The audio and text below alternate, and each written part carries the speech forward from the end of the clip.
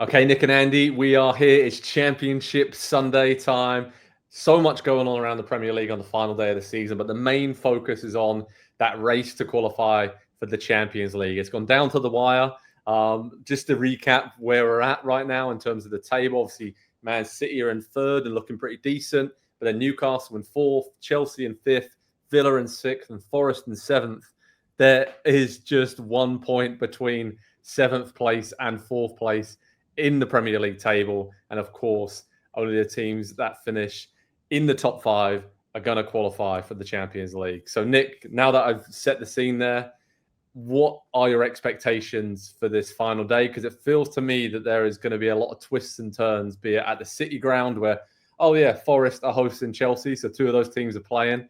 And then you have Man City going to Fulham, where they should take care of business, but you never know with City this season.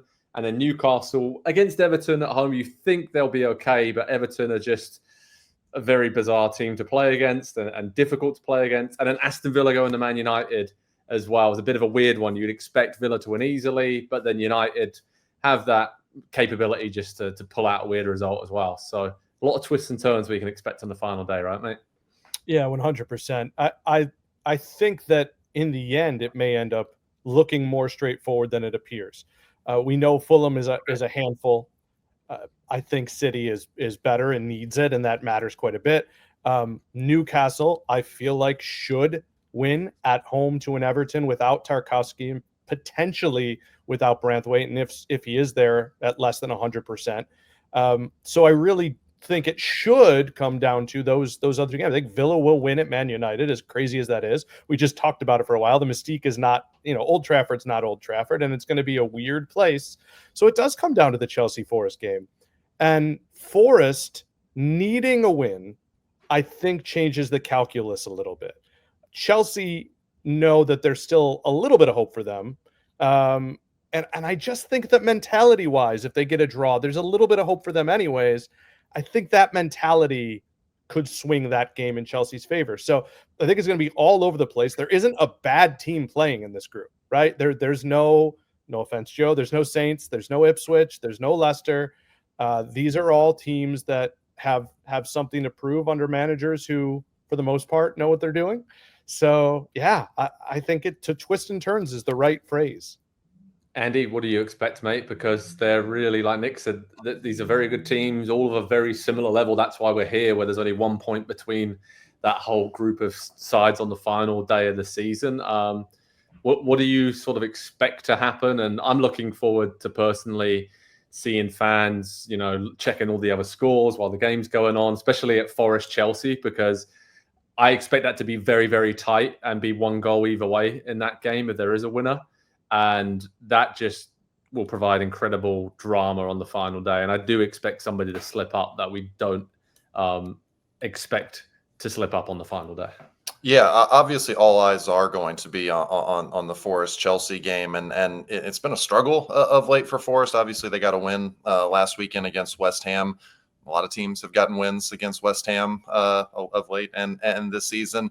But I do think that and we said this about Forest all season, they set up quite well to give Chelsea a lot of problems, because where Chelsea's so great right now, it's in transition, and you don't get a lot of those opportunities against Forest. And so that might actually be it's obviously the most important of these games, because it's two teams head to head, but it might end up being kind of the least exciting one of them.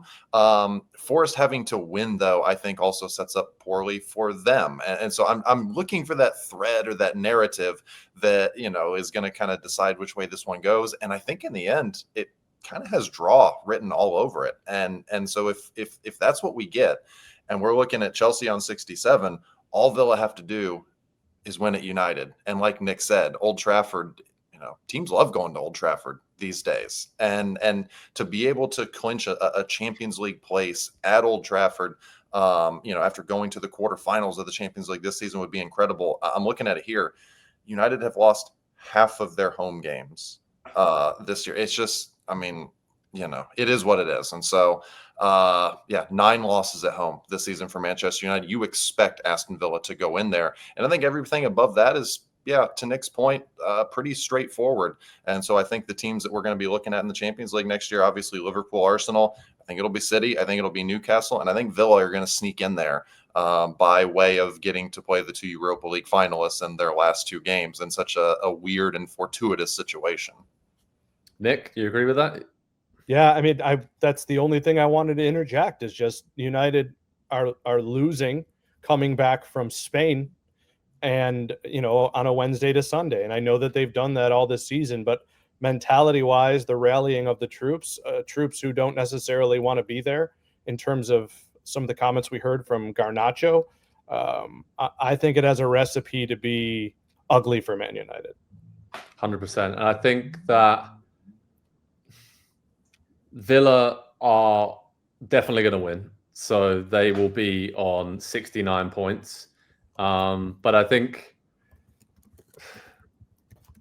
I can see Forest doing it. It's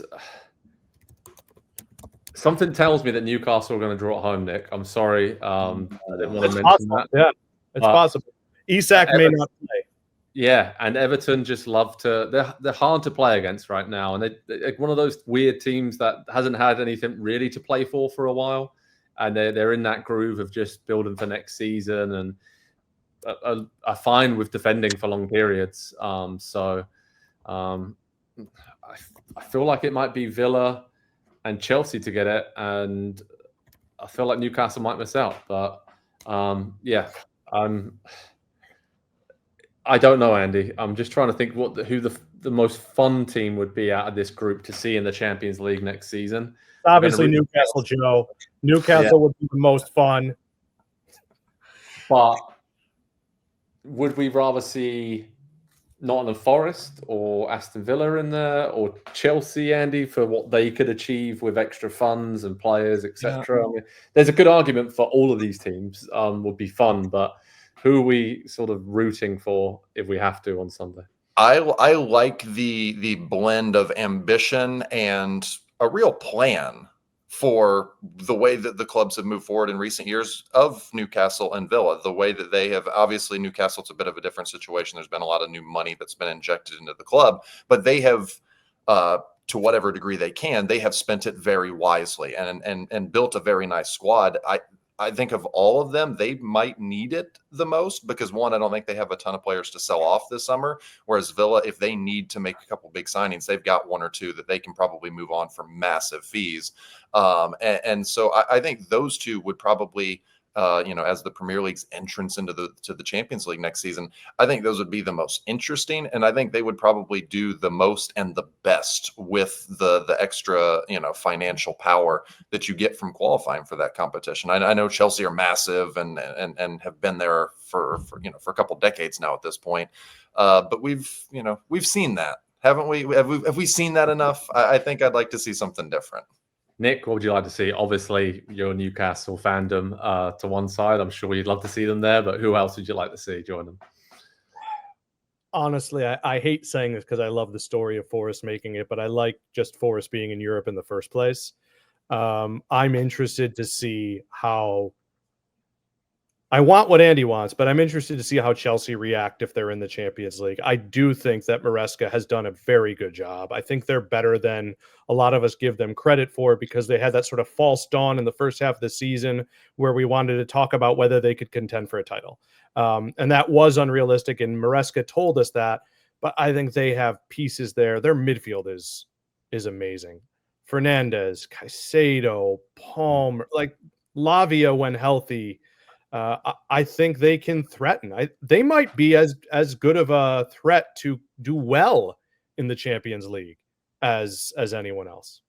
Yeah, it's going to be exciting. Join us on Championship Sunday. Head to Pro Soccer Talk on NBCSports.com. The final 90 minutes of the season in the Premier League. Still so much to decide, and the Champions League race is going to be centre stage. Hi, I'm Rebecca Lowe, and as we head towards the end of an exciting Premier League season, make sure you like and subscribe on the NBC Sports YouTube channel for more content like this.